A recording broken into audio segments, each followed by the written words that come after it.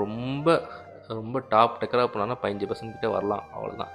அதுவும் இந்த வாட்டி தான். அடுத்த வாட்டினா அடித்து ஒழிச்சு உட்கார வச்சுருவான். என்ன காரணம்னா, வலுவான அடித்தளம் கிடையாது.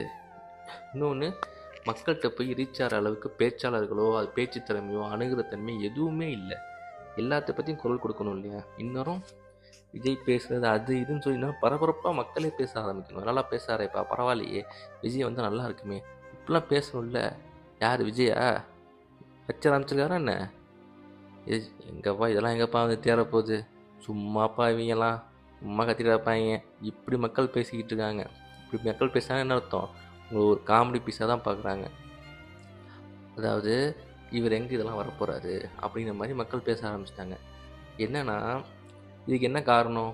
நீங்கள் தான் காரணம். நீங்கள் வந்து அந்த கண்டென்ட்டை அவ்வளோ கொடுக்குறது இல்லை. மக்கள்கிட்ட போய் பேசுகிறப்போ, அந்த பொதுக்கூட்டத்தில் பேசும்போது தெளிவான ஸ்பீச்சு, தெளிவான விஷயங்கள், 4 விஷயம் சொன்னால்